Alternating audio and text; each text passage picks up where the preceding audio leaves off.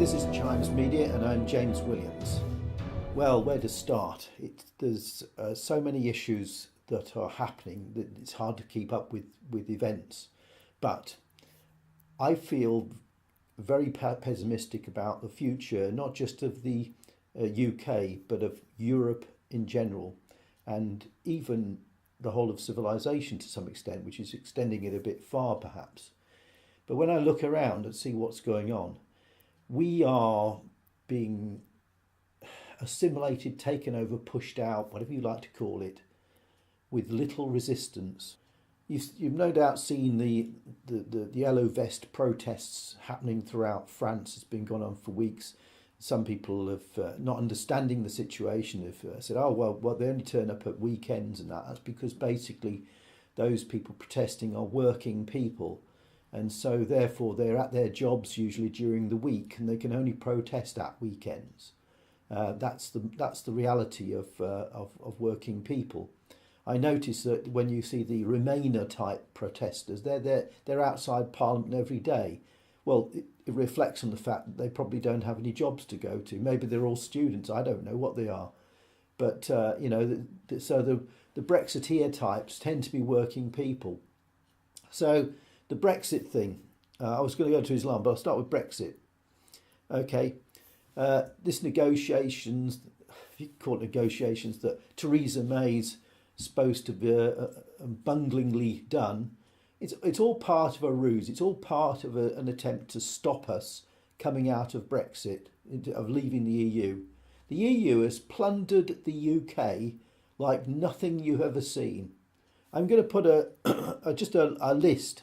The UK has been ripped off by the EU with the aid of EU grants. Those EU grants are mainly funded by the UK. That's the thing.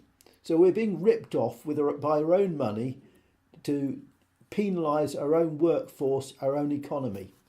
For example, down the road outside Southampton, there was a big transit factory. That moved to Turkey in 2013 with the aid of an EU grant. So we lost Ford Transit. Dyson's, the one who make the vacuum cleaner, went to Malaysia with an EU loan. Marks and Spencer's manufacturing have gone to the Far East with an EU loan. Hornby Models, who used to make train sets, I used to love those when I was a kid. They have train sets and that. Hornby Models have gone. All toys and models now gone from the UK, along with patents, all with EU grants. This is the EU funding our economic decline in manufacturing. It's outrageous, really. Oh, other things like Boots, the chemists, if you call them that, sold to an Italian Stefano Pessina, who have based their HQ in Switzerland to avoid tax to the tune of £80 million a year, using an EU loan for the purchase. Bombardier in Derby, that's in the Midlands if you don't know, due to their losses in the aviation market, could see the end of British Railways manufacturing altogether, even though Bombardier had EU grants to keep Derby going, which they diverted to their loss-making aviation site in Canada. 39% of British invention patents have been passed to foreign companies, mainly many of them in the EU. That's not just selling off assets, they're selling off our creative side as well. So anyone, and I'm going to, this is a statement, didn't come from me, but I agree with it. Anyone who thinks the EU is good for British industry or any other business simply hasn't paid attention to what has been systematically asset stripped from the UK.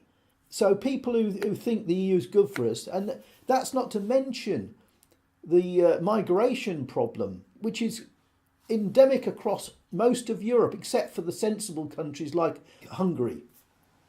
They're the ones who haven't got any Islamic terrorism going on. I noticed that recently there were protests in Hungary and an attempt to storm the parliament there, which the police obviously resisted because they are sensible police and are on board with sensible leaders like Viktor Orban.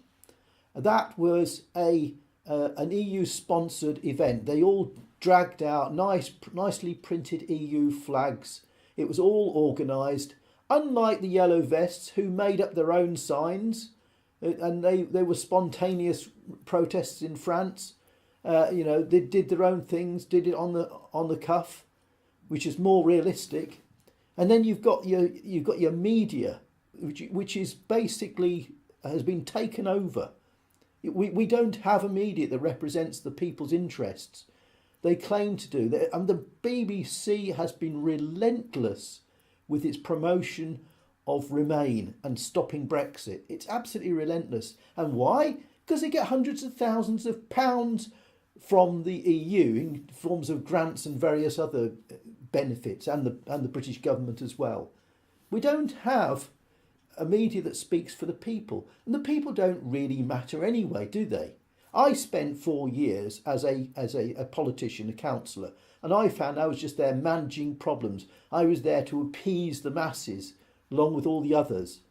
We couldn't do anything, couldn't make any significant changes. I could probably get someone a flat somewhere, and that's about all I could manage.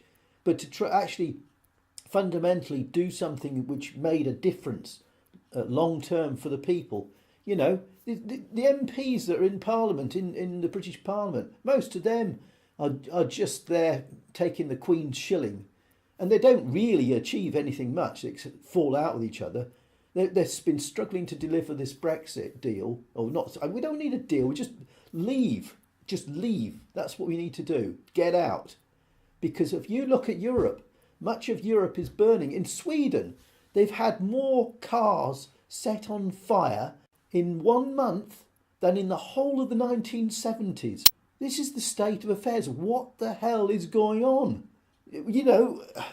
What can you or us as a people do? It's a takeover. It really is. I mentioned this before.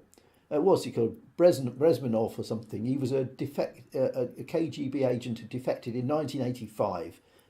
The guy's died since. But he explained how propaganda works, how communist propaganda undermines the integrity and stability of nations before it takes over. Well, the Soviet Union's gone, but communism is an ideology.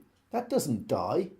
It doesn't die. Ideologies just don't die out because they're ideas that live in people's minds and they come together that way.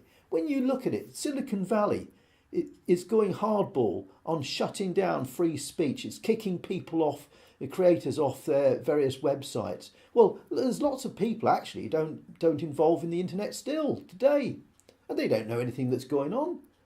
But they're doing that. Why? And you say, well, it's hurting their brand. It's hurting their economic, welfare. Well, there's a book called Escape from Red China. It's about 1962, and it's by a businessman, a Chinese businessman who was around at the time of the Maoist takeover, and it was just before all the starvation started. And people can understand this. They say, well, look, so the communists are taking over. They won't do that because that's not economical or whatever it is. When you talk about ideology, they don't give a monkeys about economics. It's power they're looking at. It's power they want. And they'll put people, you see, like Mugabe and what's happening in South Africa. They put their idiot friends in charge of farming, haven't got a clue about bloody farming. They don't care because the people at the top are well fed and well looked after. They're dictators, they're autocrats. They don't give a monkeys. That's all if you think they care about you as an ordinary person, no, they don't. Shutting down on free speech and this nonsense of hate speech, well, what is it? Most people today haven't been to university. They're not up to all the lingo. They don't know what the hell's going on. And people are afraid to say anything. Why? Why are they afraid to say it? Because they're afraid of getting accused of hate speech. There's something like 3,000 people a week in London alone being arrested for hate speech crimes. What sort of nonsense is that? It's all part of control. And we are going to lose. We're going to lose in a big time. We've got nobody with no significant numbers in Parliament or elsewhere with any clout to do anything. They've been emasculated by hate speech, being afraid of being called racists and sexists and everything else. And you know what? That fits in nicely with Islam, because you're not allowed to criticise Islam. And if you do, you will be prosecuted for hate speech. And that's part of the whole Islamic doctrine. Islam, when it takes over, it saturates cultures, countries, everything. The Hindus in history lost something in the region of 80 million Hindus were killed due to Islam. Afghanistan was once Buddhist, wiped out. Most of the Middle East was originally Christian, gone. Why? Because Islam does not tolerate and brook alternatives. And that has moved in significant numbers, not just in the UK, but across Europe. It's estimated that by 2030, Birmingham, the city of Birmingham, the second biggest city in Britain, will be Islamic dominated. Muslims breed about 10 times as fast as white British people, or just British people anyway.